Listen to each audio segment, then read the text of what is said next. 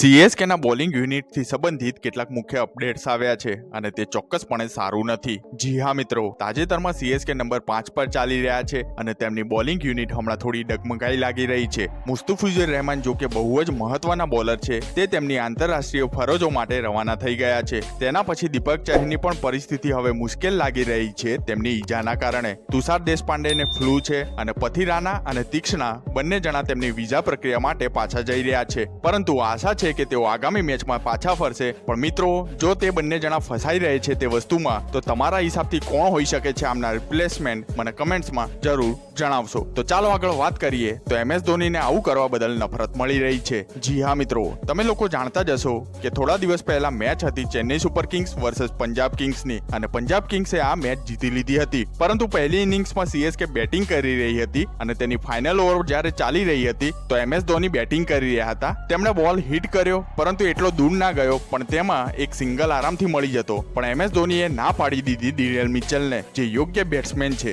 સામાન્ય રીતે આ ટીમના પૂછડ્યા બેટ્સમેન સાથે કરવામાં આવે છે કે સામેવાળો હિટ નહીં કરી શકે તો બેટ્સમેન પોતાની પાસે જ સ્ટ્રાઇક રાખે છે. પરંતુ અહીંયા ડિરેલ મિચેલ હતા અને તે દોડી પણ ગયા હતા તેમની સાઈડથી. જેવો ધોનીએ શોટ લગાવ્યો હતો તો તે ધોની પાસે પહોંચી પણ ગયા અને પાછા પણ તેમની ક્રીઝ પર આવી ગયા હતા. પણ MS ધોની સ્ટ્રાઇક ઈચ્છતા હતા, તેથી તે ખસ્યા પણ ન હતા. તે ડિરેલ મિચેલને ના પાડી રહ્યા હતા. તો આ ઘટના માટે MS ધોનીને થોડી નફરત મળી રહી છે કે તમે આવું કઈ રીતે કરી શકો છો. ફાઇનલ ઓવર ચાલી રહી છે અને તમે યોગ્ય બેટ્સમેનને સિંગલ માટે ના પાડો છો. તે ખૂબ જ વિચિત્ર ચાલ હતી અને લોકો ટીકા કરી રહ્યા છે આની પર. તો મિત્રો, આના પર તમારો શું મંતવ્ય છે? વિડીયોને લાઈક કરી મને કમેન્ટ્સમાં જરૂર જણાવશો. સાથે અમારી ચેનલને સબસ્ક્રાઇબ કરી લેજો, જેથી કરીને તમને આવા ક્રિકેટના લગતા સમાચાર મળતા રહે.